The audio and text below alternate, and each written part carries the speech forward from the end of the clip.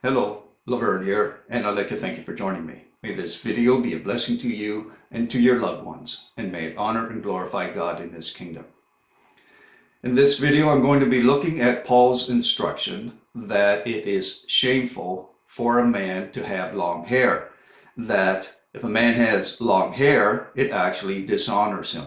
This is what Paul tells us in 1 Corinthians. Now, the thing is, Paul is the only one that teaches this. So, out of all of the books of the Bible, we have only one witness that teaches a man having long hair is shameful. But Scripture is very clear that before we accept the testimony of anyone, we need to have two witnesses. So where is the second witness that supports Paul's teaching? Because Paul doesn't say, as it is written. He doesn't say that as Scripture tells us, it is shameful for a man to have long hair. No, what does Paul do? He resorts to nature. He says, if you simply just look at nature, you would know that having long hair is shameful for a man. So Paul is not able to back up his teaching with Scripture. Now, the reason I'm discussing this today is because I've received a good number of comments from people telling me that I need to cut my hair and shave my beard, that it's shameful, that a man should not have long hair according to Scripture. But it is only according to one witness. So I'm going to be looking at other witnesses in Scripture that refute what Paul taught, as well as look at the Shroud of Turin. Because if you believe the Shroud of Turin is actually the shroud that the Messiah was wrapped in, then this alone refutes what Paul taught. And we need to question then. We must try to figure out why it is that Paul would have said such a thing if the Messiah himself actually had long hair. So I believe this is actually a fairly important subject to look at. If the Shroud of Turin refutes and contradicts what Paul taught, then this draws into question the validity of Paul's writing. It draws into question whether or not his writing was actually inspired by God. If not all of his writings, without question, specifically 1 Corinthians. So it is important to establish whether or not what Paul taught was actually inspired by God. Well, if we look at Scripture, there are plenty of examples of men that had long hair. In fact, we find that God Himself decreed that someone who takes a Nazirite vow must not cut their hair. So God Himself decreed that it was acceptable. In fact, that a person was not to cut their hair if they had taken a Nazirite vow. Well then, can it possibly be considered shameful for a man to have long hair if God decreed that they were supposed to have long hair, that they were not supposed to cut their hair? What about Samson? One of the most famous and loved judges of the nation of Israel, was blessed by God so long as he did not cut his hair. Yet we find in Paul's writings that if a man has long hair, it is a shameful thing. He dishonors himself. Well, then this means that Samson dishonored himself. So you see, when we look at the various witnesses that have something to say about a man's hair length, what we find is that there is more weight, that there are more passages and more witnesses that support having long hair than what teach we should not have long hair. Now, regarding the Shroud of Turin, if you believe that the Shroud of Turin truly is the shroud that the Messiah was wrapped in, then you must have a problem with Paul's teaching. Because if the Messiah himself did not cut his hair, if he had long hair, as is shown by way of the Shroud of Turin, because you can see by the many pictures that are out there now of the shroud that the image of the person who was wrapped in the shroud, without question, had long hair and a beard. So if you believe it truly holds the image of the Messiah, then this refutes and it contradicts what Paul taught. Now I'd like to go to one other witness, for we find in the ancient writing of the church historian Hesippus, what we find is that he tells us Apostle James the righteous, the brother of Yeshua, the one who headed the church in Jerusalem after the Messiah ascended to heaven. We are told in this ancient writing that James did not cut his hair. Well, if James did not cut his hair, how then could it be said that a man having long hair, that it's a shameful thing, that he dishonors himself? What Paul then is saying is that James the righteous dishonored himself by letting his hair grow, by refusing to cut it.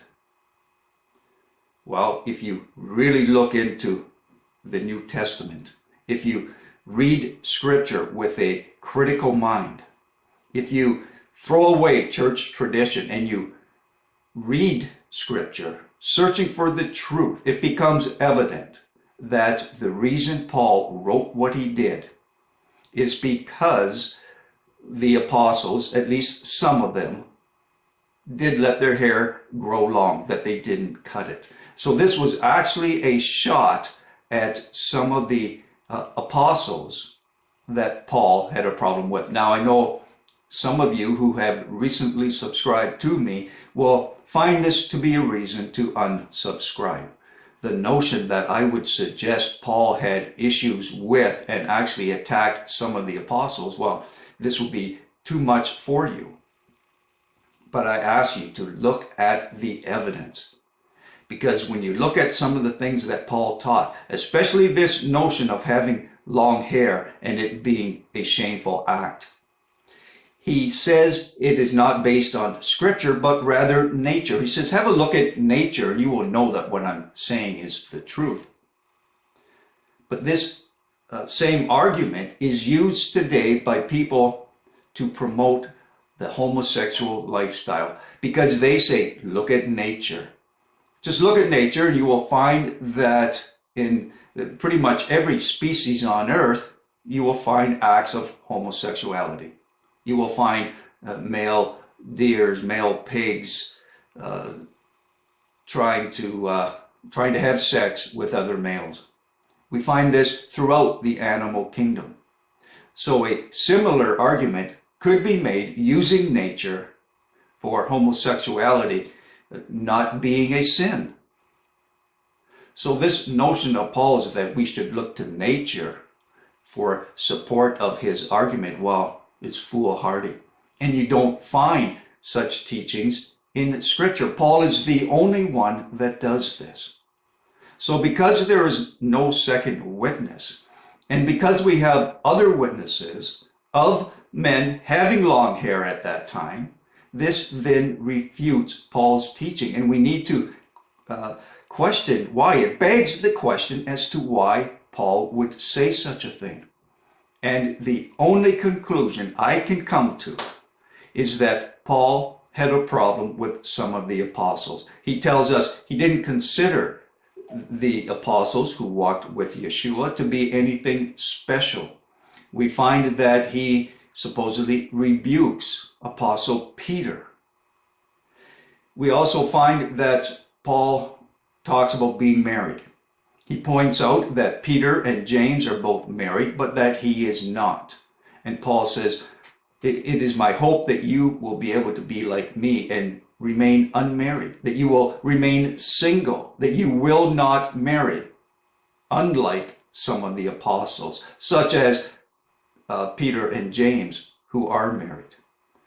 So Paul makes a number of points in his writings that seem to attack the pillars of the Christian community. He seems to have a problem with some of them, and so he makes the odd dig. And I can see no other reason for Paul stating that it is shameful that a man would have long hair, that it dishonors them. Well, if the Shroud of Turin is legitimate, if it really contains the image of the Messiah, and it shows him having long hair and a beard, then in all likelihood, it isn't just his brother. It wasn't just James the righteous who allowed his hair to grow out and did not cut it, but in all likelihood, some of the other apostles, if not all of them that walked with Yeshua, would have allowed their hair to grow out as well, to grow long. So it's very possible that Paul tried to set himself apart, that he wouldn't allow his hair to grow long, he would cut it, and in this way set himself apart from the other apostles, claiming that he is the apostle to the Gentiles, while the other apostles were for the Jews. And this is what many Christians believe and teach today. There are those who teach a form of dispensationalism in which they teach that the apostles who walked with Yeshua were for the Jews only, and that Paul was for the Gentiles.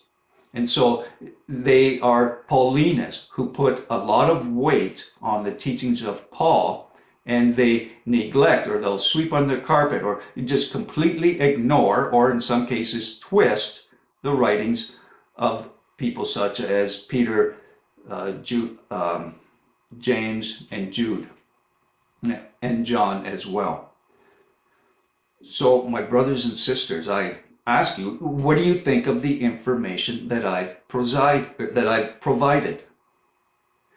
If you believe the Shroud of Turin is legitimate and contains the image of the Messiah, does this, in your mind, refute the teaching of Paul regarding a man's hair length? All right, that's about it for this video.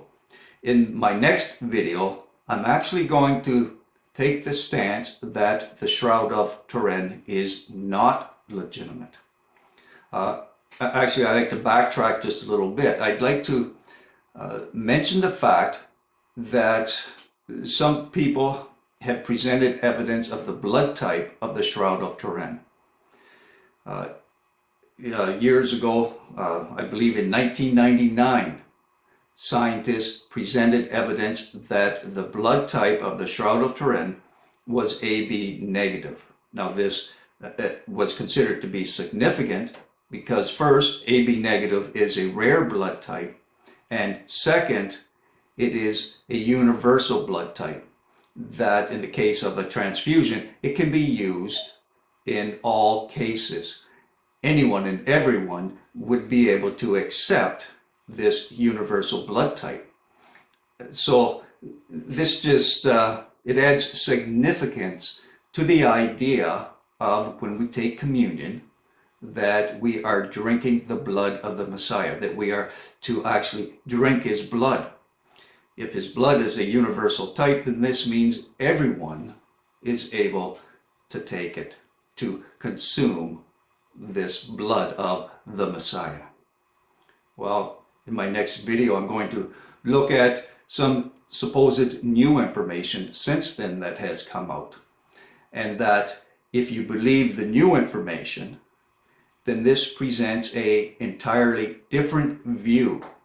One that might even connect the Shroud of Turin with the end-time deception that will come from the Antichrist, who will really be a counterfeit Christ. And so in my next video, I'm going to be looking at the possibility that the Shroud of Turin actually has to do with end-time deception. and that the image that is in the shroud is actually the image of the beast that people are going to worship. All right, that's about it. I'd like to hear from you what you think about the information I presented, or perhaps you have other information about the shroud that I haven't covered that you think viewers should be aware of. Till next time, peace and blessings.